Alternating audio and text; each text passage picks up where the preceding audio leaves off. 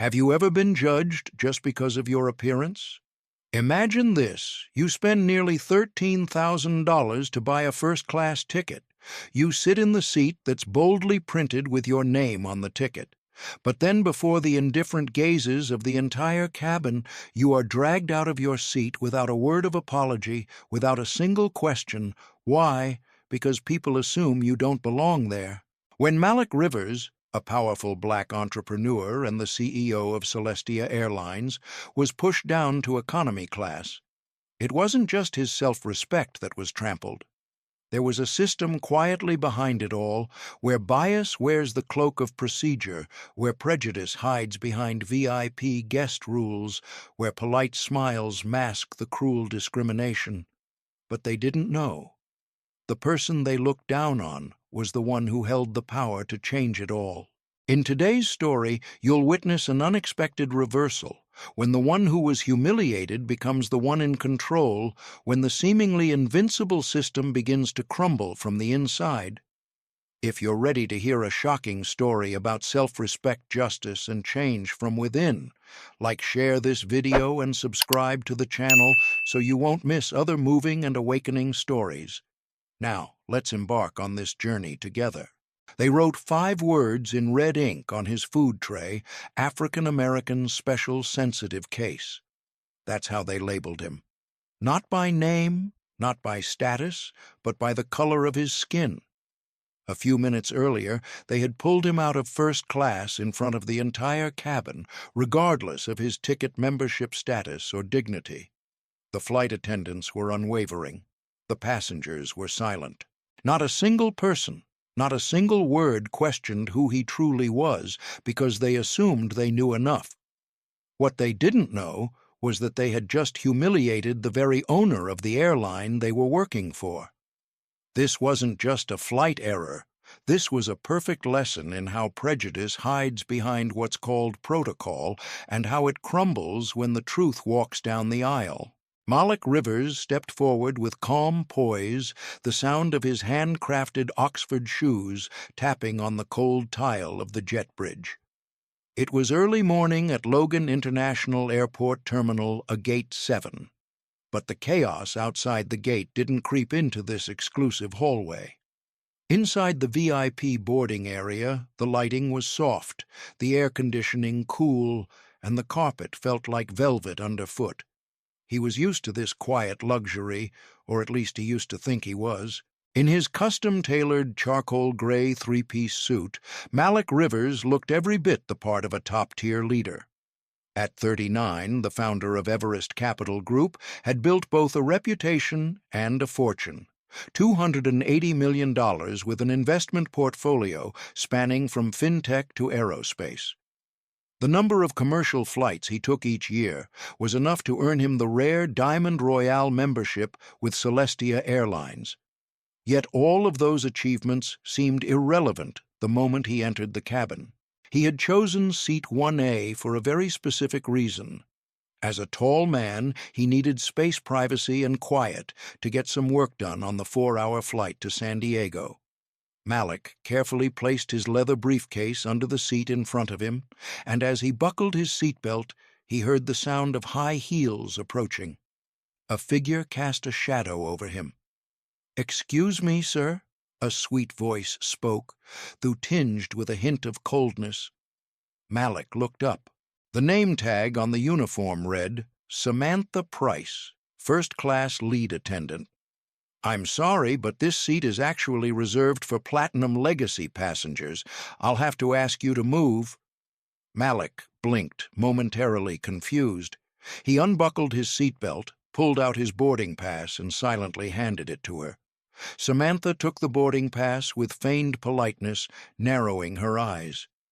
"Diamond Royale," she said, as though doubting the letters in front of her. Her gaze slid down to the fare, $12,700 first-class full price. "You paid for this seat?" she asked, nearly laughing.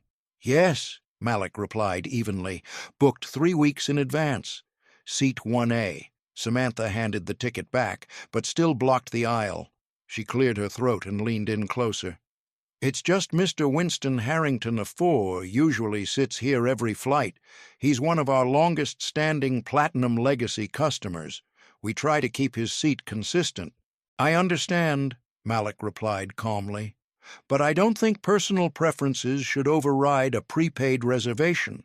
"Right?" Samantha gave a stiff smile, but her eyes were cold. "Of course, this is just a courtesy. I hope you understand. I paid $12,700 for this seat. I'd prefer to stay where I am," Malik said, his voice steady but firm. The air thickened. Behind Samantha, another passenger had entered the cabin. Malik didn't turn around, but he heard a deep voice boomed from behind. "That's right. Keep sitting in my spot." Samantha turned around and gave a small nod to the man.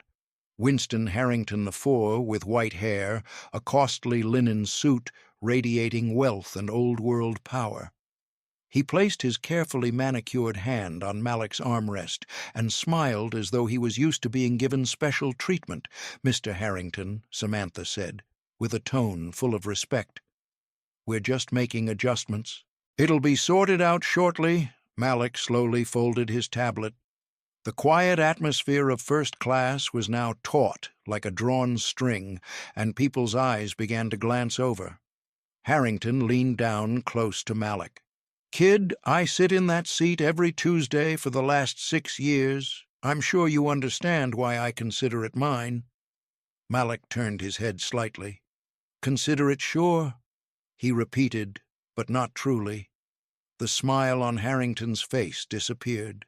Samantha intervened again, her voice sharper this time. "Sir, we sincerely ask for your cooperation. We can move you to 3C, still first class, still an aisle seat." Malik folded his hands together. "With all due respect, I'd prefer to stay in my seat." This time, the whole cabin was watching. A woman 2 rows away stopped reading her magazine. A man who was stowing his luggage froze. The air seemed to hold its breath. Samantha forced a smile. "I'll call the cabin supervisor," she said, walking away. As Samantha Price walked away, Malik Rivers took a deep breath.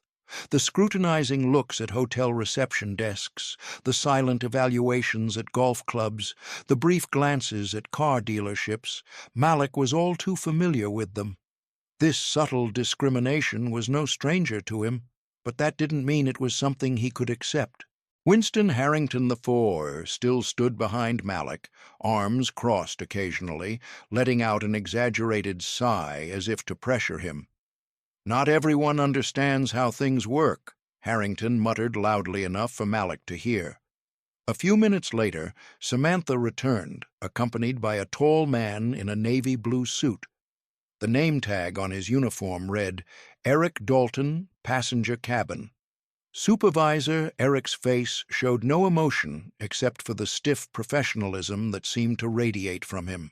"Good morning, Sir," Eric said as he approached Malik. "I've been informed there's an issue with your seating."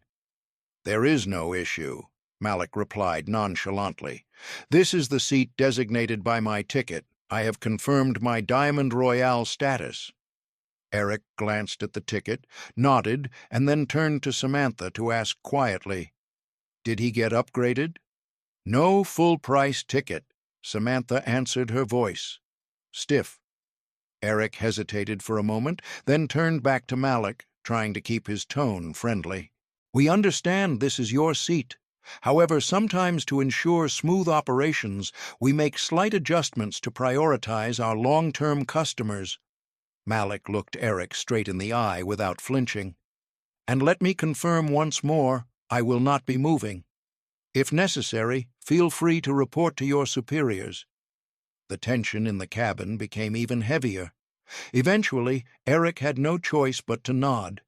"Understood, sir. We'll review the situation." As they walked away, Malik turned his face toward the window. The morning clouds drifted lazily outside, but the real chaos had already begun on the ground below. The fluorescent lights buzzed as Malik was escorted through a small door marked "Authorized Personnel Only." There were no more polite smiles, no more sparkling champagne as when he boarded the plane. Here in the gray operational basement of Celestia Airlines, efficiency had completely replaced hospitality. The security staff who had escorted Malik off the plane silently walked away. Another representative of the airline, bald and wearing a navy blazer with a name tag on his chest, stepped forward to greet him. His name was Trevor McKinley. Trevor had the demeanor of someone who'd read hundreds of passenger complaints and ignored them all. "Mr. Rivers." Trevor spoke in an even tone, signaling Malik to follow him into a small room with glass walls, a metal desk, and 2 plastic chairs. "We just need to clarify a few details before we adjust your seating." Malik sat down, not requesting water, not asking for any apology. He simply placed his phone on the table, locked the screen, and waited.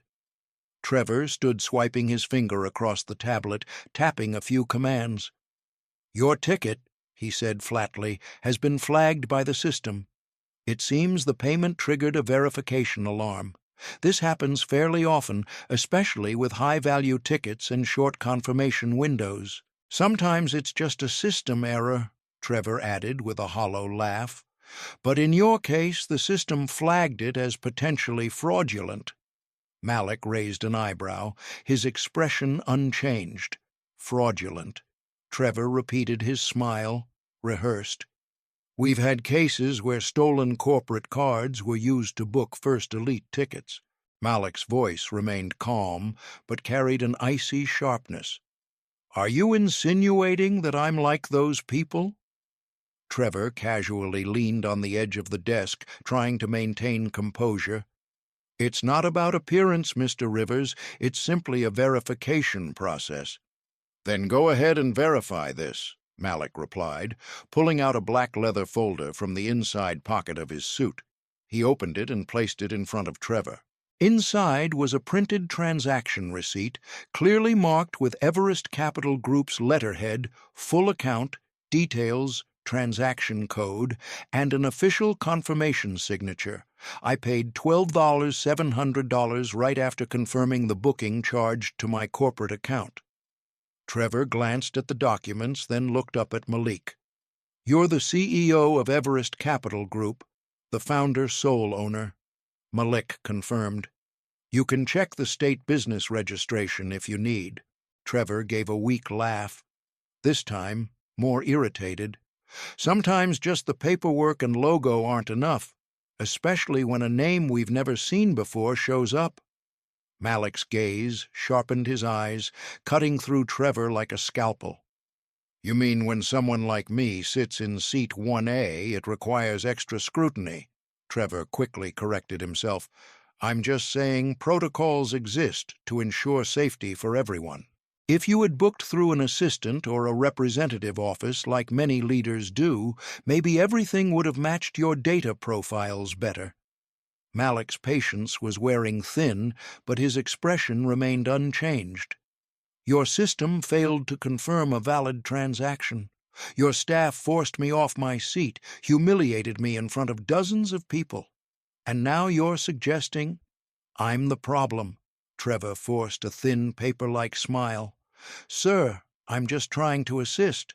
But the reality is you're not listed in any of our premium customer databases, not in the corporate partner network. Your spending profile doesn't match the diamond demographic." Malik crossed his arms, tilting his head slightly. "So what exactly is the diamond demographic?" Trevor blinked, taking a small step back, flustered. I didn't mean it that way."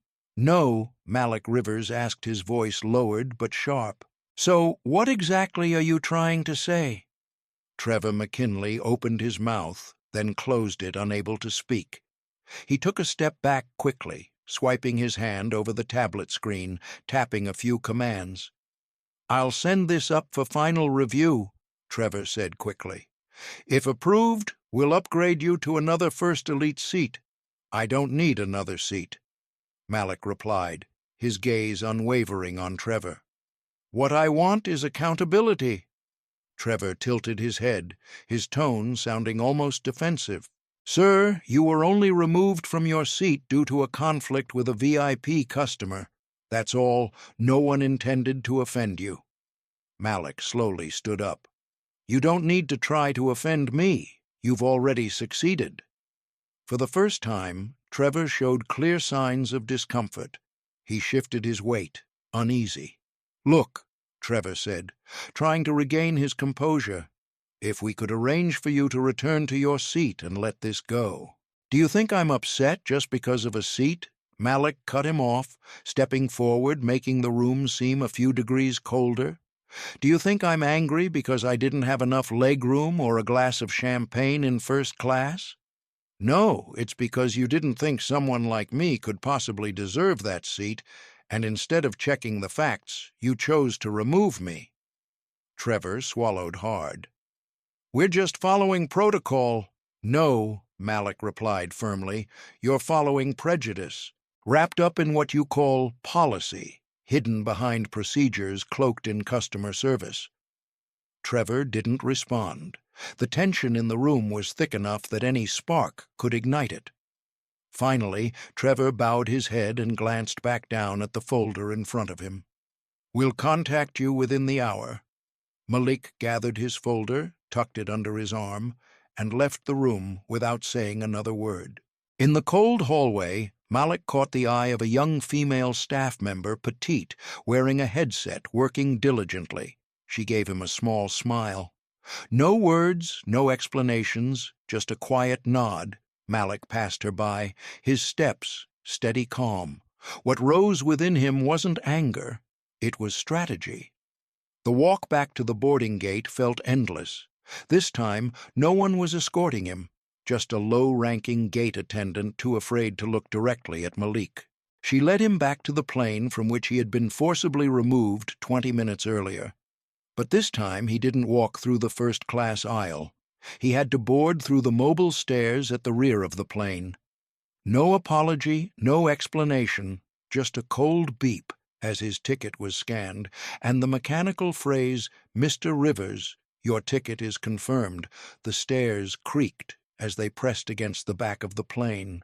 Malik ascended each step. As soon as he entered the cabin, the shift in atmosphere was unmistakable. Gone was the elegance and calm of first class. In its place was the cramped, jostling world of economy. Class passengers bent over stowing luggage, children crying the sound of nylon bags, rustling the faint smell of people and food rising. As he entered the aisle, a small, tired-looking flight attendant, clipboard in hand, approached him. "Mr. Rivers, seat 42E, rear section, right side." Her voice was flat, as though she had repeated this line hundreds of times. "We had to rearrange all premium seats. Thank you for your understanding." Malik nodded slightly, but the words "rearranged all premium seats" echoed in his mind like a mocking refrain. He, who had spent nearly $13,000, who had been dragged from his seat, scrutinized like a suspect, now shoved into the most crowded section of the flight. No aisle, no window, no apology, just understanding. The closer he got to row 42, the more cramped the aisle became. The overhead compartments were packed full. An elderly man in 43D was coughing nonstop, while a child in 41F kept kicking the back of his seat. At 42E, Malik's designated seat was a narrow faux leather strip wedged between two large passengers. To his left was a man in a tank top drenched in sweat. To his right was a young man absorbed in his phone game, the sound blaring loudly without headphones. Malik exhaled slowly, stuffed his briefcase under the seat in front of him, and carefully squeezed into the middle seat. His knees pressed tightly against the backrest, his shoulders squeezed from both sides. He didn't complain. He didn't ask for a seat change. He just sat in silence. From the galley, a high-pitched voice called out cheerfully, "Here you go!" Tracy Delane, an economy-class flight attendant with brightly flushed cheeks and a gum-chewing snap, handed Malik an old pair of gray headphones, the plastic slightly cracked on one side. The headphones weren't packaged like usual, although they're not the top of the line, she said with a bright smile. They'll do for economy. I'm sure you're used to it. The words hung in the air like a needle pricking his skin. Malik looked at her, not angry, not offering a forced smile, just a cold, cutting gaze. Tracy's smile faltered, and she quickly walked away. The man on Malik's left didn't bother to glance up.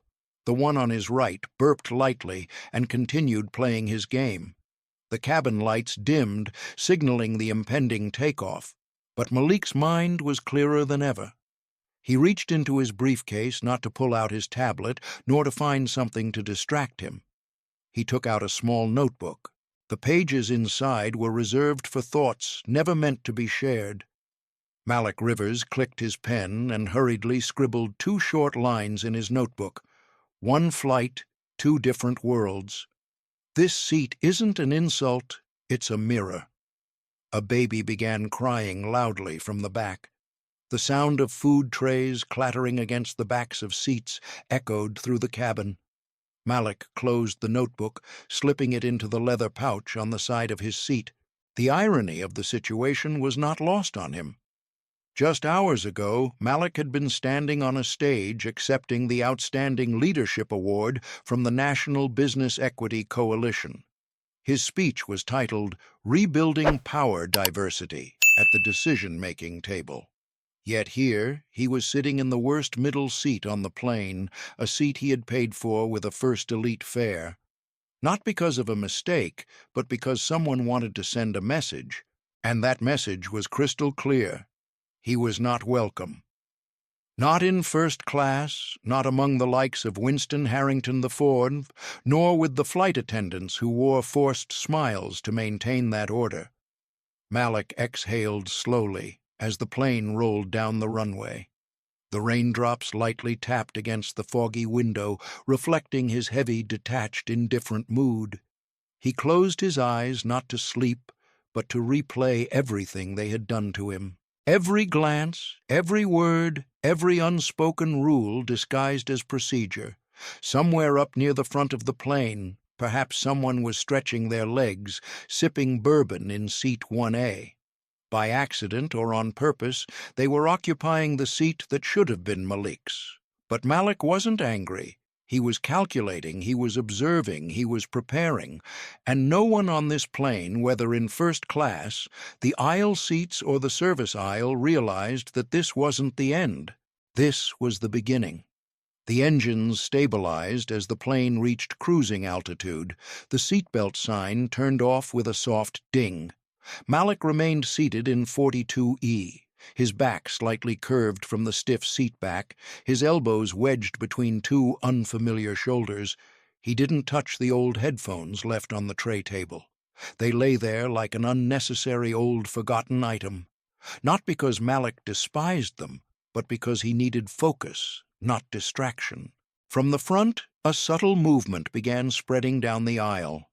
The flight attendants exchanged knowing glances. Samantha Price unexpectedly reappeared in economy class, walking with a forced urgency, trying to maintain composure. She stopped near row 15, whispering quickly to another attendant, then made her way toward the back of the plane, holding a walkie-talkie. Malik couldn't hear what she said, but the tone was all too familiar, scripted and cold. Before long, from the cluttered crowd in economy, a middle-aged man with graying hair wearing a blue blazer stepped out. A passenger from economy. Clearly, his seat had an issue. He kept glancing back, visibly disgruntled. Samantha greeted him in the aisle, her sweet smile dripping with artificial warmth. "Mr. Langdon," she cooed, "we apologize for the inconvenience. It seems your seat was mistakenly booked. However, there is now a first elite seat available. If you follow me, I'll have it arranged for you immediately." Malik watched his face as still as stone. That seat wasn't naturally vacant. It had been stolen from him, and now it was being given to someone deemed more suitable in their eyes. A face, a skin color, a class properly aligned. Mr. Langdon followed Samantha toward first class. Another flight attendant whispered to a colleague near the galley, "Sure, if you fit the mold, you get favored right away." The other attendant sneered. Samantha, thinking she was out of Malik's line of sight, tilted her head and whispered, her voice tinged with a sense of satisfaction. "We need to avoid the trouble from earlier. This one's easier to handle." Malik didn't react outwardly, but deep inside, a gear clicked into place. A mechanism had been activated. This was no longer just about being removed from his seat. This was a calculation, a conspiracy to maintain prejudice. They didn't just ignore him. They had chosen to actively participate. Malik adjusted his tie, though no one was paying attention. He turned back to look at the tray table in front of him as the service cart began rolling down the aisle. Row after row, standard meals were being served, reheated entrees, plastic-wrapped cutlery, soft, soggy bread. Nothing luxurious, but nothing too difficult to accept until Malik's meal was delivered.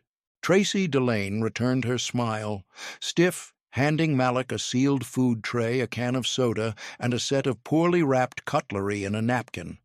No more sarcasm, just a cold, indifferent nod. Malik pulled the tray closer, peeling off the seal. Then he stopped. On the lid of the food container, it wasn't a printed label. It was a handwritten message in red ink, neat and deliberate, intentionally clear. Meal comp, sensitive case, African American special. Malik stared at the words. No surprise. No shock, just an absolute coldness. As if deep down he had expected this. He analyzed the handwriting, too neat to be an accident. This was certainly not the first time someone in the crew had done this. The worst part wasn't the blatant racism. It was the smooth, cold, and mechanical nature of it, as if it was just another routine, another label for luggage. Malik Rivers didn't open the food tray. He didn't throw it away, either. Instead, he quietly pulled out his phone, snapping a picture of the food tray along with the red handwritten message, "Not for revenge, simply to keep the evidence."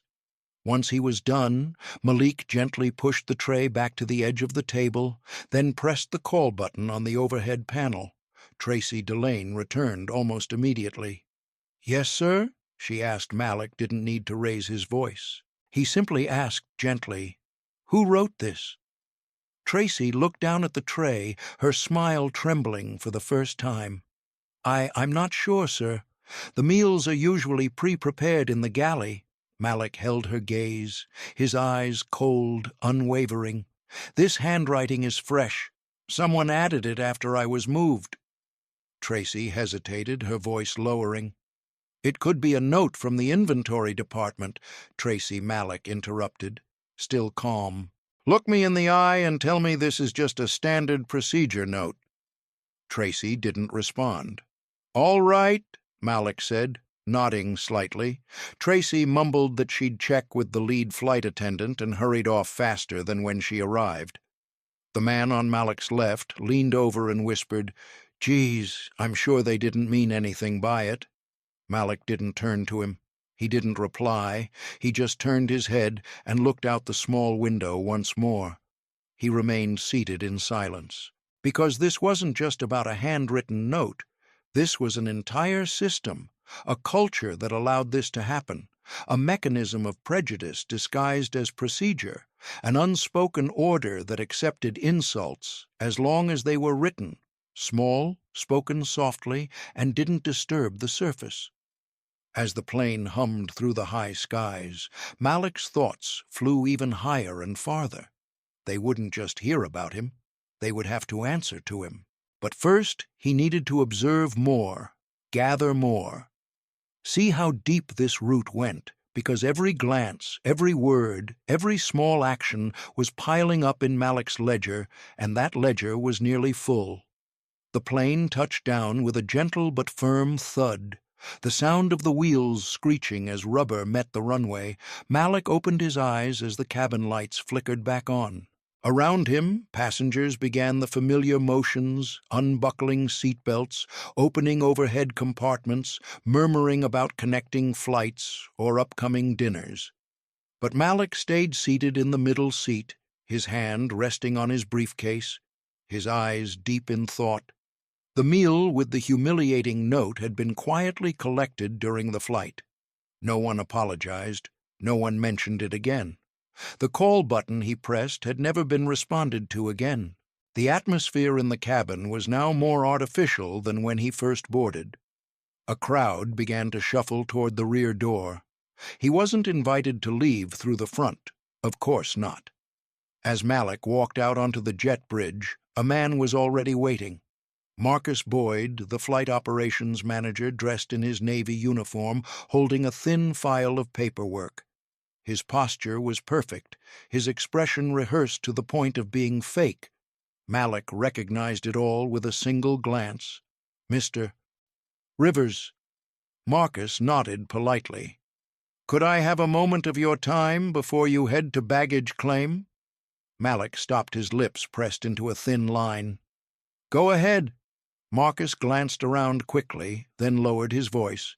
"First, I hope the rest of your flight wasn't too unpleasant. We've heard about a few incidents." "Incidents is a more pleasant way to put it," Malik responded, his tone icy. "Yes," Marcus swallowed, switching to a robotic tone. "This is just a friendly reminder, sir. If you plan on filing an official complaint, of course we respect that right, but please be aware that if there are too many reports in your customer file, even if not entirely your fault, the system may flag that account as high risk." Malik raised one eyebrow, his expression unchanged. "High risk." "Yes, sir." Marcus nodded. "Not for safety, just for operational purposes. Frequent complaints affect seat assignments, upgrades and boarding priority. Nothing personal, just policy." I'm sure Malik said, his voice razor sharp. "So let me clarify. You're telling me that if I speak up about what happened, the system might punish me for causing trouble, even though I've completely followed the rules?" The formulaic smile on Marcus's face wavered slightly. "I'm just trying to help you avoid unnecessary trouble in the future." Marcus deflected. "You mean you're advising me to stay silent?" Malik corrected. Marcus didn't answer. He just nodded slightly and gestured toward the escalator. Malik kept his gaze steady for one more beat, then turned and walked away without saying another word. The terminal now felt colder than it had in his memory. Or perhaps it was Malik himself who was now sharper, more aware of everything he was facing. At baggage claim 12, a crowd had gathered, all waiting for the blinking light to signal their luggage. Malik stepped back, keeping himself at a distance from the crowd. In his mind, his conversation with Marcus still echoed. The subtle threat, the dismissal masked by administrative procedures, and beneath it all the assumption that Malik Rivers didn't belong here. These thoughts continued to haunt him. A sudden sound pulled Malik out of his thoughts. Behind him, a baggage handler in a reflective vest, pushing a small cart, approached Mr. Rivers. The man asked. Malik nodded. "Your carry-on had to be rechecked during the flight. We've transferred it separately. I just need to confirm." The man bent down, placing the bag right in front of Malik, then hesitating slightly, his eyes scanning. "I didn't expect to see someone like you sitting in that section," he remarked, not maliciously, but also not friendly. Malik looked up, his voice calm. "Sorry, what did you just say?" The man shrugged. "I've been working this luggage handling job for 10 years. Over time you can tell who the regulars are, who the senior execs are, who the real VIPs are." He paused, shrugged again. "No offense, but you look like someone who just made it big." Malik blinked slowly. "Just made it big?" he asked, his voice icy. The man scratched his neck awkwardly. "I mean like someone who just got money, the type who gets upgraded once and thinks they own the whole plane." You don't seem like someone who's been around long. Malik leaned down, picked up his suitcase, and stood up straight. I own my own company, he said slowly. I fly over 120,000 miles every year. I have 5 employees who handle only my business travel. He paused, his gaze sharp. But the most interesting part, Malik added, is that you've already assumed all of that after just one glance. The baggage handler took a step back. Hey, I didn't mean anything by it, I just say what I see. No, Malik corrected. You don't say what you see. You say what you've been programmed to believe. And that's 2 completely different things. The man opened his mouth to respond, but then looked down, pretending to focus on the clipboard in his hands. Malik turned and walked away, pulling his suitcase smoothly across the cold tile floor, his heartbeat steady, but his mind quickly calculating. This wasn't just one individual's mistake or a policy's flaw. This was a system deep in the uniforms, in the scheduling, in the customer evaluation charts, in every fleeting glance, every brief hesitation, every friendly warning. He stepped out of the terminal, greeted by the crisp California morning sun. In the distance, the sound of a car engine approached. A driver raised a sign that read, Rivers. Malik didn't wave his hand immediately. He paused for a few seconds, his face expressionless. His body was no longer tired. It was ready. The ride from the airport to Celestia Group's headquarters in the city center was silent. Malik sat alone in the back of the black sedan, his fingers interlaced in front of his chin, his gaze distant through the tinted windows. The sun had risen high, casting sharp rays through the glass buildings and steel bridges, a different height, and this time Malik was in full control. The driver said nothing. He didn't need to. Malik had called ahead. The security at the Celestia Group building immediately recognized the vehicle's license plate as it entered the VIP lane. The car stopped beneath the shadow of the canopy. Malik stepped out, his movements slow but decisive. He adjusted his shirt cuffs, smoothed the lapels of his suit, and then walked toward the side door, only accessible to senior staff, requiring a key card to open. Inside, the atmosphere was completely different. No more robotic flight attendants. No more smiles hiding contempt. No more threats cloaked in policy. Only the sound of shoes echoing lightly on the polished marble floor, the cool and silent air. Malik pressed the elevator button, heading straight to the 37th floor. In the transparent glass-walled conference room, 2 people were waiting.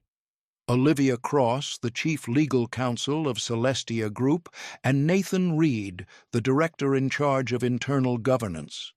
Both stood up as Malik entered. Mr. Rivers. Olivia smiled warmly. We thought you'd be here tomorrow. The plan changed, Malik replied calmly. The field just provided some unexpected data. He placed his briefcase on the meeting table, opened it, and pulled out a thin file neatly tucked in a manila folder.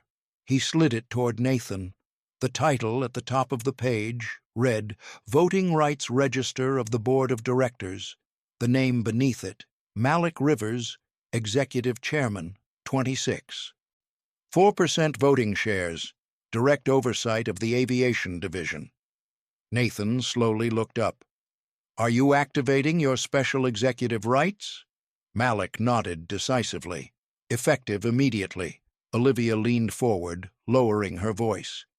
Is this related to the incident with Harrington? Malik opened his tablet quickly, typing a few commands, then turned the screen toward them. No, he said. This is about system failure. This is about a cultural disease that's not only alienating customers, but also eating away at the leadership foundation.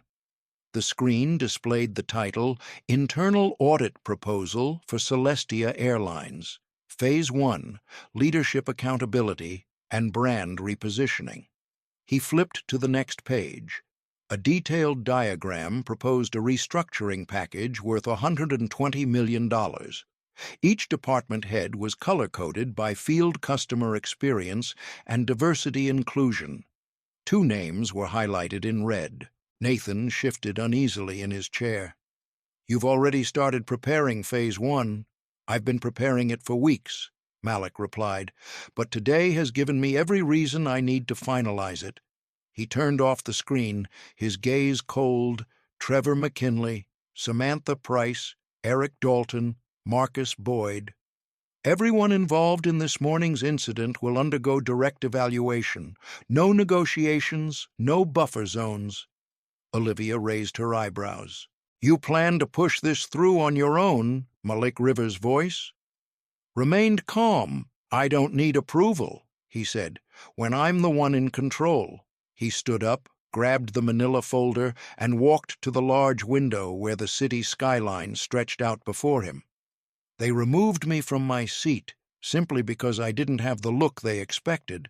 They flagged my transaction as suspicious because it didn't fit their mold. They mocked my presence in economy class as if it was some punishment I deserved. Then they warned me that if I spoke out, I'd be flagged as high risk." Malik turned around, facing Olivia Cross and Nathan Reed directly, so he said with a cold smile, "Let's give them something that will truly make them worry." The room fell into heavy silence. Nathan stood up abruptly, clearly rattled. "Are you planning to make this public?" Malik nodded with calculated intent. "But not before I teach them a lesson they will never forget." He walked to the corner of the room, retrieved a second file, and opened it. Inside was a printout of the handwritten message on the food tray, along with a screenshot of the moment he was forced out of seat 1A. "We'll present this," Malik said firmly, "not as an incident but as a lesson, not for revenge, just for education, but in the very language they chose." The door to the room opened. A young assistant walked in holding a phone. "Mr. Rivers," she said, her voice slightly anxious, "Trevor McKinley is in the waiting area. He says he's been asked to meet with you." Malik nodded without looking back. "Tell him to wait 10 minutes." The assistant bowed slightly and left. Olivia furrowed her brow. "Are you sure you want to speak with him directly?" "Oh, yes," Malik replied. "I think Trevor deserves to see the whole picture." About 10 minutes later, Trevor McKinley was led into the room. His usual self-satisfaction had vanished, replaced by a sense of unease, even a touch of worry. Malik remained seated, his cold eyes observing Mr. Rivers. Trevor awkwardly began, "I've been informed that you requested a debrief." Malik raised a hand to signal, "Sit down." Trevor complied. Malik pushed the original file on Celestia Airlines ownership rights across the table to him. "You flagged my transaction as fraudulent," Malik said slowly. Trevor hesitated. "That wasn't personal. Never personal." Malik interrupted. "You assumed I was committing fraud, not based on the data, but based on the system design, where people like me are never presumed valid." Malik gently tapped the tablet, showing Trevor the screen. The first page of the restructuring proposal worth $120 million appeared. "This is the strategic report I personally drafted." "You should take a close look," Malik continued coldly. "Within it, your name appears with 5 violations of ethical standards and 2 concerns about professional conduct." Trevor opened his mouth to speak, but no words came out. Malik didn't miss a beat. "This time you can't shirk responsibility with a simple policy note." This time, he emphasized, "Your seat will be revoked."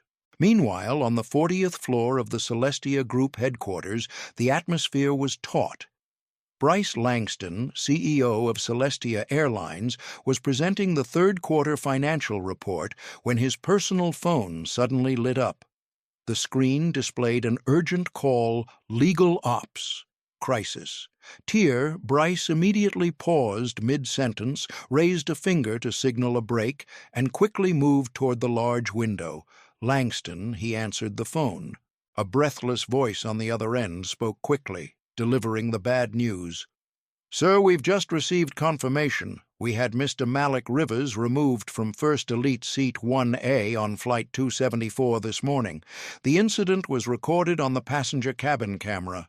Several other passengers have also filmed videos. Bryce froze. Who did you say? He snapped. Malik Rivers. Sir, the voice replied. Executive Chairman, 26, 4% voting rights. He was suspected of fraudulent payment and was moved to economy class. There's also the issue with the food tray marked with discriminatory labeling. Bryce gritted his teeth. I know who he is. Why wasn't I notified immediately? The crew didn't know his identity. Security handled it as an uncooperative passenger according to standard procedure. Shut up! Bryce cut him off quickly, turning back toward the meeting table, gripping the edge of the desk until his knuckles turned white. Immediately pull the full data logs list of involved staff. Suspend everyone involved. I want compliance, legal, PR, and investor relations in my office within 10 minutes. Prepare for an emergency vote. Understood, sir, came the response, and the line was cut. In the meeting room, the board members could feel the change in the atmosphere. An elderly legal director hesitantly asked, "What's going on?" Bryce. Bryce didn't respond immediately. He stared down at the table, his mind racing through various crisis scenarios, investor reactions, and the reputational damage. Finally, he looked up. We're facing a serious issue. Prepare for an emergency session, not waiting until Monday. The human resources system of Celestia Group began flagging internal accounts for review, and within minutes, the automated process started deactivating the access cards of 17 employees. Among them were Samantha Price, Trevor McKinley, Marcus Boyd, and a number of mid-level staff who had directly participated, witnessed, or failed to intervene in the incident involving Malik Rivers. Everything happened quickly, coldly, and accurately, just like the system had flagged Malik's transaction earlier that morning. The only difference was that this time the target had shifted. Security forces were dispatched to the private homes and offices of those involved to confiscate company laptops and phones. The devices were wiped remotely, communication logs extracted, flight history stored, and email chains preserved for legal investigation. No explanation was given beyond a short message pinged directly to each employee's phone. Effective immediately, you are administratively suspended pending official investigation. All further contact will go through Celestia Group's legal department. The phones of department heads rang incessantly. Assistants struggled to answer frantic calls from managers as they discovered their employees' accounts had been locked without reason. The internal mailboxes were flooded with subject lines like "urgent loss of access," "unable to log in." What's going on? The legal department had prepared a statement to release externally, but the order came, "Do not release." The Investor Relations Department immediately drafted 2 versions of a press release, one mild to control the damage and one for a worst-case scenario if the situation escalated. In the high-rise office, Bryce Langston, CEO of Celestia Airlines, was presenting the third-quarter financial report when his personal phone suddenly lit up. The screen displayed an emergency call, "Legal Ops." Crisis tier. Bryce immediately paused, raised a finger, signaling a break, and quickly walked toward the large window. Langston, he answered the phone. A hurried breath came through on the other end, followed by a rushed voice delivering the bad news. "Sir, we've just received confirmation. We had Mr. Malik Rivers removed from First Elite Seat 1A on Flight 274 this morning. The incident was recorded on the passenger cabin camera. Several other passengers have also filmed videos." Bryce froze. "Who did you say he demanded Malik Rivers?" "Sir came," the reply. "Executive Chairman, 26, 4% voting rights. He was suspected of fraudulent payment and was moved to economy class. There's also the issue with the food tray marked with discriminatory labeling." Bryce gritted his teeth. "I know who he is. Why wasn't I notified immediately? The crew didn't know his identity. Security handled it as an uncooperative passenger according to standard procedure." "Shut up!" Bryce cut him off quickly, turning back toward the meeting table, gripping the edge of the desk until his knuckles turned white. Immediately pull the full data logs list of involved staff. Suspend everyone involved. I want compliance. Legal, PR, and investor relations in my office within 10 minutes. Prepare for an emergency vote. Understood. Sir, came the response, and the line was cut. In the meeting room, the board members could feel the change in the atmosphere. An elderly legal director hesitantly asked, "What's going on?" "Bryce?" Bryce didn't respond immediately. He stared down at the table, his mind racing through various crisis scenarios, investor reactions, and the reputational damage. Finally, he looked up. "We're facing a serious issue. Prepare for an emergency session, not waiting until Monday." 7 hours after the incident, the urgent memorandums had been circulated through Celestia's internal portal. The subject was clear and cold. Urgent Ethics Review. All staff involved in Flight 274.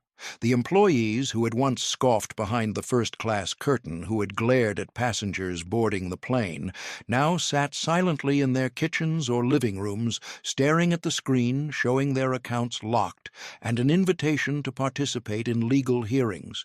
In a small apartment near downtown, Samantha Price received the notification just as she stepped inside her home, her suitcase still unpacked.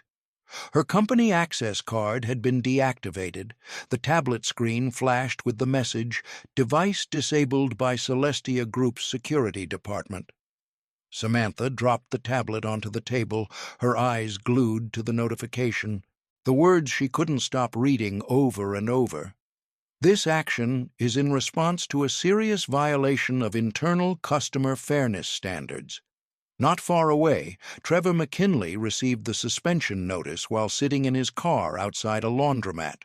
His face turned pale, then ashen as his company phone died in his hand.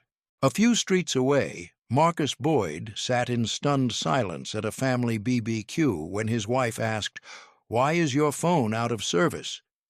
Marcus just shook his head, unable to find an explanation. Meanwhile, from the upper floors of Celestia Airlines Operations Center, an internal broadcast echoed through the meeting rooms and workstations. Celestia's reputation is not built by what we say, but by how we treat each passenger. Today we've failed. There are no excuses, only accountability. And it starts right now. All eyes were on the screen. All ears listened intently, but none of them knew that a bigger earthquake was still ahead, elsewhere. Eric Dalton woke up at 6:03 a.m. to the familiar sound of his phone ringing. But this time the ring wasn't a schedule reminder or shift assignment. It was the emergency notification for company alerts. Eric rubbed his eyes, still groggy, and reached for the phone. The black screen flashed with the white text, "Celestia Systems. Your access has been restricted. Please contact HR immediately." He sat up straight, the grogginess fading away. He tried logging into his work tablet. No luck. His email account wouldn't open either. His employee badge had been deactivated. The computer screen blinked red. Account locked. Under administrative review. Just minutes later, when Eric checked his personal email, a new message awaited. An official notice from Celestia's Internal Audit Department. Due to an ongoing internal ethics investigation, your $50,000 performance bonus has been indefinitely suspended. All discretionary benefits accounts have also been frozen. The email contained the sentence no employee wanted to read. This action is being taken under Section 944 of the Celestia Fairness Code. Eric read it 3 times, then sat motionless, almost forgetting to breathe. This wasn't just about that flight. News had spread throughout the system. Screenshots from previous incidents had suddenly resurfaced, like buried landmines, now triggered by new footsteps. A message within the internal Slack system, shared by a low-level compliance auditor, quickly spread among the HR departments. The message read, Eric Dalton once denied a black boy access to the VIP lounge in Denver, claiming the child didn't look like a VIP. And this isn't the first time. It took years to cover this up. A parent complaint, no video, vague evidence. But now it became the spark, the context, the pattern, and Celestia's board was actively hunting for patterns. By 10 a.m., Eric's financial advisor had called him twice. The first call informed him that his dividend-linked stock bonuses had been frozen. The second explained that his entire executive travel privileges had been suspended, including his senior staff MX Platinum card. "You're on the internal list now," the advisor whispered over the phone. "This is related to the upcoming disciplinary actions. The situation isn't looking good." Eric. Eric didn't respond. He sat silently on the edge of the bed, still wearing the shirt from yesterday, his hands gripping the phone like a lifeline. The network he had once operated within with unseen confidence was now turning its back on him overnight. Once he had been the one behind the whispered judgments, the enforcer of subtle exclusions. Now he had become the most visible example. In another corner of the city, a few hours later, Tracy Green received her notice, this time by certified mail delivered to her door. She was watering plants on the balcony when she heard a knock. The envelope had no emotion, but the contents burned. The letter started with standard formalities, then quickly moved to the final condemning line. "Due to the confirmation of a serious violation of professional ethics at Celestia Airlines, your pending retirement package has been canceled."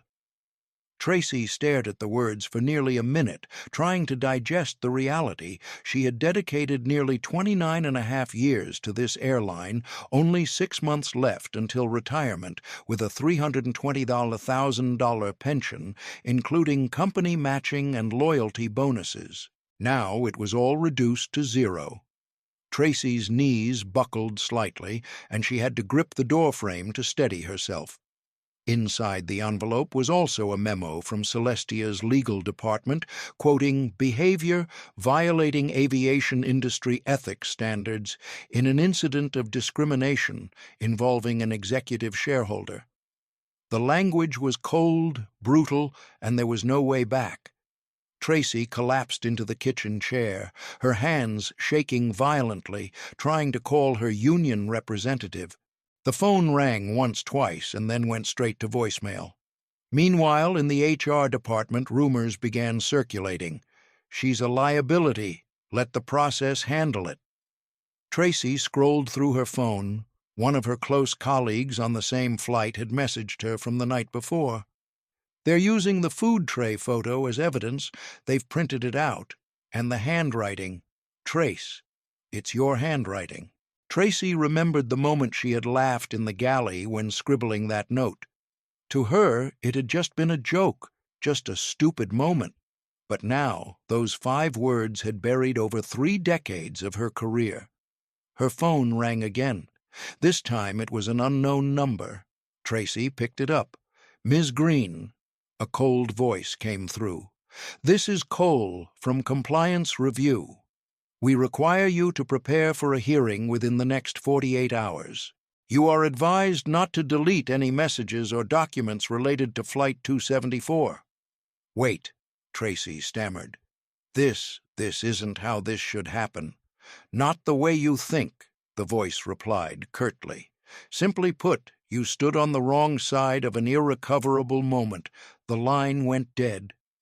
In the following hours, Tracy's name began to appear on the same violation list as Eric Dalton, Samantha Price, and Trevor McKinley. All of them faced the possibility of legal investigations, and the rumors spread faster than the truth. On internal forums, the gossip about Tracy exploded, her attitude toward passengers who don't speak English, her mocking comments during boarding, some true, some exaggerated, but now it no longer mattered. Tracy had been branded.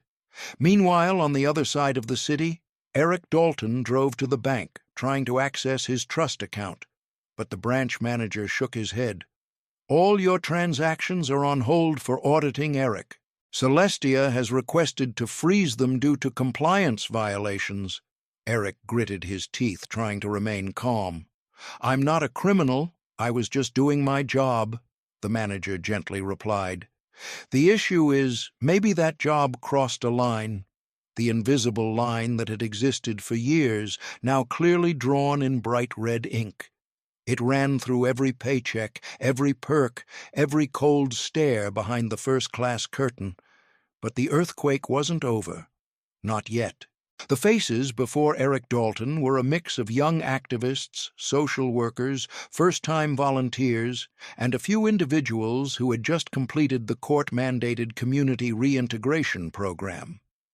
Eric adjusted the microphone in his hand, then scanned the small room. On the board behind him, in bold capital letters, it read, "Implicit bias and the comfort of complicity." I used to think, Eric began slowly, that first class belonged to a certain skin color. He let the words hang in the thick air. A few people nodded faintly. Others held their breath in anticipation. I used to believe that I could tell who belonged there just by how they walked, how they dressed, how they spoke. He took a step forward, his voice steady, no longer filled with the arrogance he once held. But the most powerful man I ever met didn't wear a Rolex. He didn't act like he was in charge. He was calm, polite, professional. Eric paused, his gaze dropping. And yet I pulled him out of a seat that had been paid for just because I thought I was protecting the airline. He chuckled quietly, not in mockery, but with a sense of sorrow. As it turns out, I was just protecting a lie. A woman in the front row wiped away a tear. A young man next to her leaned forward, resting his elbows on his knees. Eric continued, I lost my job, lost my bonus, lost my reputation. At first I was angry. Angry at the company, angry at the public, even angry at him.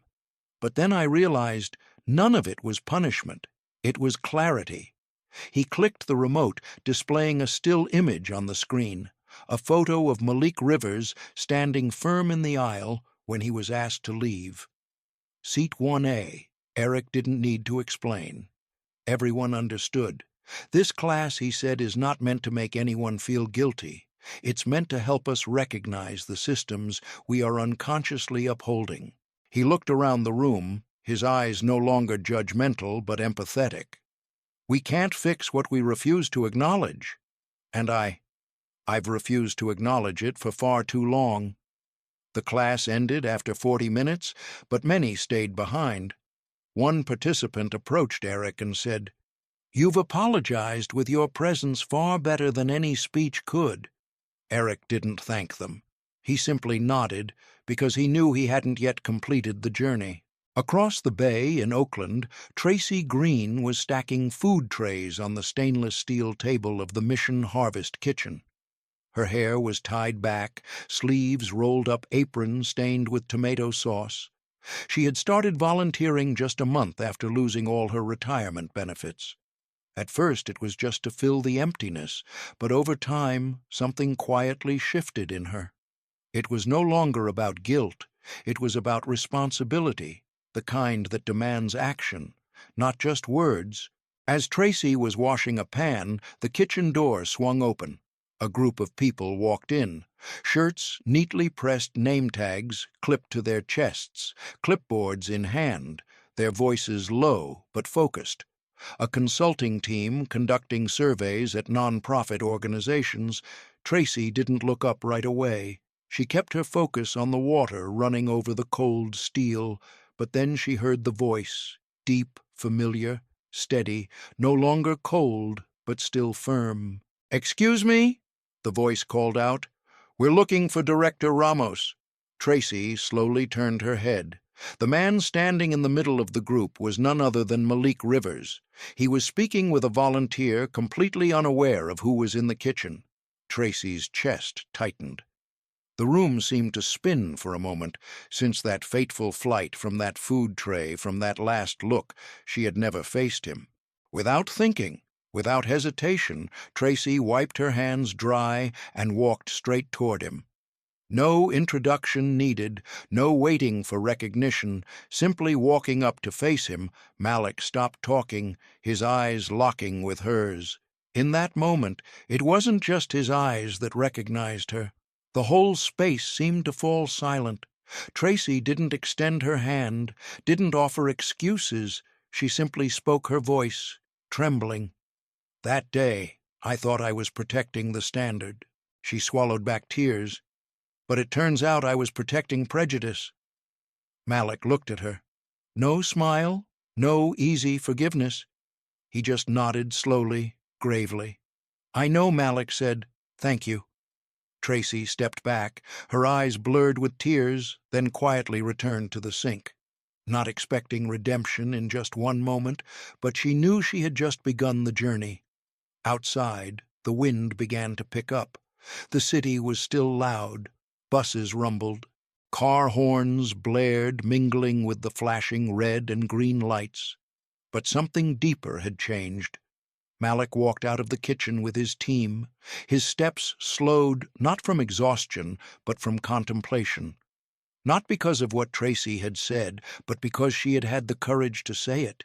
He knew there were many more like her, still hiding, still denying. But there were also those who had chosen to face the mirror, chosen to speak the truth, chosen to rebuild from the wreckage they had once helped create. And that, Malik thought quietly, was how real change begins. Not from policies on paper or press releases, but from small kitchens like this, from classrooms like Hopewell, from hearts no longer afraid to admit I was wrong and I'm ready to be better. Life is sometimes unfair, and there are moments when that injustice stands out, like a black ink stain on a white canvas. That day, on Flight 274, Malik Rivers was not just stripped of the first-class seat he had paid for with both money and effort. He was robbed of the right to be seen as a worthy human being simply because of someone else's prejudiced gaze. But instead of getting angry, instead of screaming for revenge, Malik chose a stronger path, using the truth to force the system to reflect on itself. Every person who mocked him, looked down on him, hid their biases behind a professional mask. They had to face the consequences, not because Malik defeated them with power, but because the false values they had relied on had collapsed on their own. Eric Dalton, who had once casually controlled the first-class cabin, eventually stood in front of a classroom and admitted, "I wasn't punished. I just found the truth." Tracy Green, who had once scribbled the derogatory words on the food tray, had found her way to a charity kitchen, starting over with small but sincere actions. Change doesn't begin with power or revenge. Change begins with the moment we dare to face the truth that in a rotting system, silence is also complicity, and that to heal, we must start with ourselves. You see, greatness isn't where you sit, but how you stand strong, even when the world tries to bring you down. If this story has moved you, if it's made you reconsider the systems around you, the quiet biases that sometimes we unintentionally help perpetuate, let it not just be a fleeting emotion. Take action. Choose to look directly at the things that need to change. And if you believe this world needs more awakening stories, like this video to spread the message, share it to reach more people, and subscribe to our channel to continue this journey with us, a journey to tell stories that may startle you, but always leave a spark of hope in your heart. Thank you for joining us. Let's change together from the heart to action.